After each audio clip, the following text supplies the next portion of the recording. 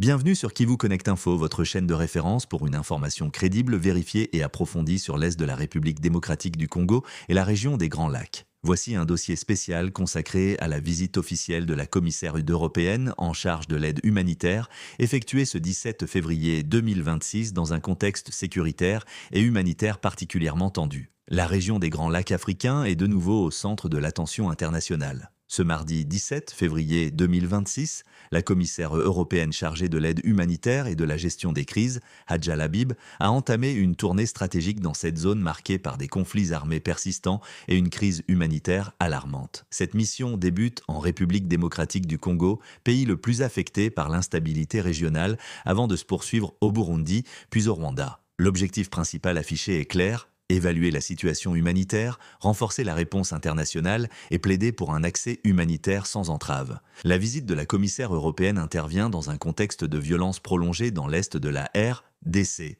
où les populations civiles continuent de payer le prix fort d'un conflit qui s'éternise. Les affrontements armés, notamment dans la province du Nord Kivu, ont considérablement réduit l'accès humanitaire à plusieurs zones stratégiques. À Kinshasa, première étape de sa tournée, Hadja Labib a rencontré des autorités congolaises, des représentants des Nations Unies et des organisations humanitaires partenaires de l'Union européenne. Les échanges ont porté sur l'urgence humanitaire, la protection des civils et la sécurisation des couloirs humanitaires. La commissaire a souligné que l'accès humanitaire reste gravement compromis dans plusieurs territoires de l'Est du pays, notamment autour de Goma, passé sous contrôle du groupe armé AFC/M23 il y a un an. Cette situation a profondément bouleversé la capacité des acteurs humanitaires à intervenir efficacement. Selon les organisations présentes sur le terrain, des centaines de milliers de personnes vivent aujourd'hui dans des zones difficilement accessibles, sans assistance régulière en nourriture, en eau potable ou en soins médicaux. Les femmes et les enfants figurent parmi les catégories les plus exposées. Hadja Labib a rappelé que le respect du droit international humanitaire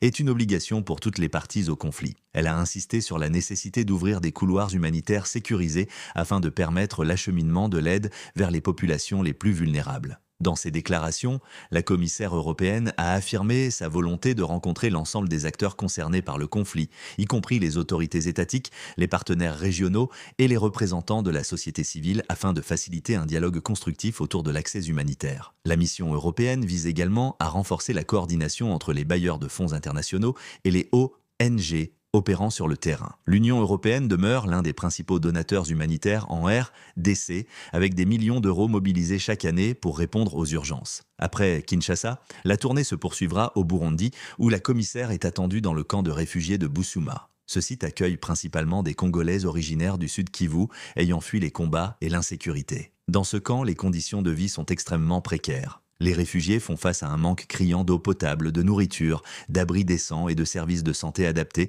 une situation qui préoccupe fortement les autorités humanitaires. La dernière étape de la mission conduira Hadja Labib à Kigali, où des discussions sont prévues avec les autorités rwandaises sur la coopération humanitaire régionale et les mécanismes de soutien aux populations déplacées. Cette visite au Rwanda s'inscrit dans un contexte diplomatique sensible, alors que les tensions régionales autour du conflit dans l'est de la RDC restent vives. L'Union européenne souhaite encourager une approche régionale coordonnée face à la crise. Au-delà des aspects humanitaires, la mission européenne envoie également un signal politique fort. Elle traduit la volonté de l'Union européenne de rester engagée dans la stabilisation de la région des Grands Lacs et dans la recherche de solutions durables. Les acteurs humanitaires saluent cette initiative, estimant qu'une implication accrue des partenaires internationaux est indispensable pour éviter une catastrophe humanitaire de grande ampleur. Sur le terrain, les besoins continuent de croître. Les déplacements massifs de population, la destruction des infrastructures et l'insécurité persistante rendent toute intervention extrêmement complexe. La commissaire européenne a également insisté sur la nécessité d'un financement humanitaire suffisant et prévisible,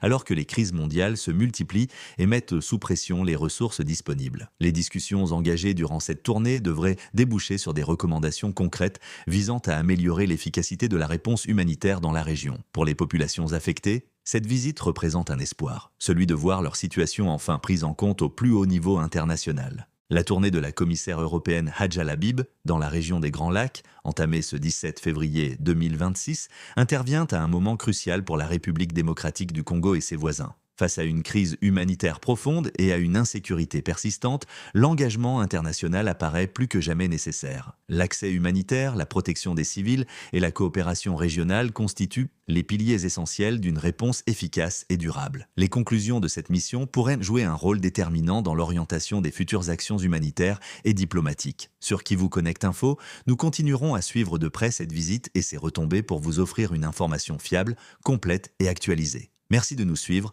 de vous abonner et de rester connectés pour ne rien manquer de l'actualité de l'Est, de la RDC et de la région des Grands Lacs.